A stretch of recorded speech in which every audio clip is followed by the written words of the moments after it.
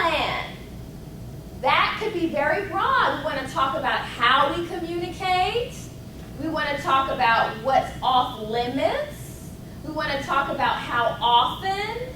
All of those things are very, very key, particularly in this environment that we're living in now with texting and IMing and emailing. Aren't there some people that you could email them all day long, you're really not going to get a response till you pick up the phone and call them? Oh, yeah. Very, very much so. But how do you figure that out? How do you figure out what is each person's preferred communication mode? Ask them. How obvious is that? But how often do we do it? Not often. What do? We just keep emailing. Just keep emailing. Because what the research shows is people are going to tend to use the communication mode that they prefer. Okay? They're not going to customize to the other person. And that's where you're going to be more effective. There's some people, I just know they're face-to-face people. I'm going to get so much further if I literally just walk up the stairs, go to the 4th floor, and sit down and talk to her. Haven't you also seen those situations, I call it email volleyball, where it goes back and forth and back and forth. And I'm like, I bet if they would literally just pick up the phone, they can squash this instead of 3 weeks of emails going back and forth. So you want to talk about those things. You also want to talk about what's off limits in terms of email. Have any of you worked in those environments where you've got people sending you the morning blessing, and if you don't forward this to 10 people in 5 minutes, you don't love Jesus? I mean, I just see a variety of different permutations of that. Maybe those things are offline. I worked with another group where they were just really being so inundated with email. They felt like they were so frustrated because they felt that we received so many emails a day. I don't have time to wade through 2 or 3 pages to figure out what you want me to do.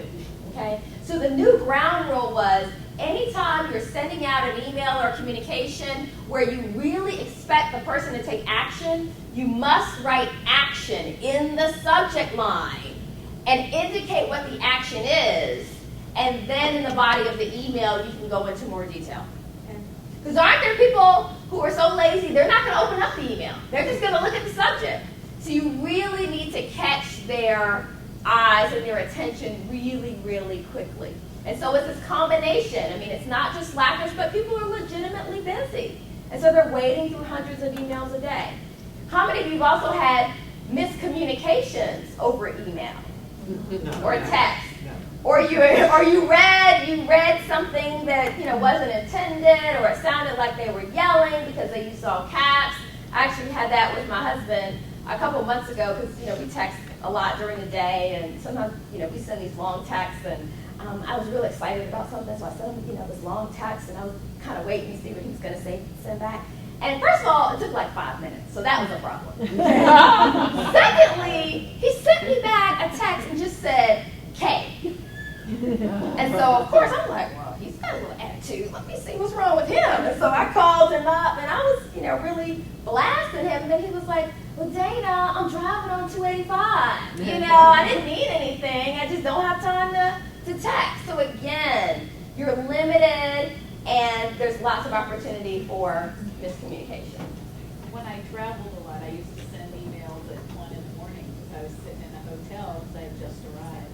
And my team would say, oh my gosh, she wants me to answer this in the middle of the night. She works all these strange hours. And they started working different hours because of when I sent messages. And we had to come back and set some ground rules around, that's just when I have availability. You don't have to respond at 1 in the morning. They got that feeling. So, that's really interesting. So because they were getting the email at 1 a.m., they thought, oh, well, she must expect this. Work all hours, it doesn't matter, 24/7. Very, very interesting. And I've also seen the other issue where, let's say you go on vacation. I even had a woman in class the other day said she was on her honeymoon. Answering emails. What's the problem with that?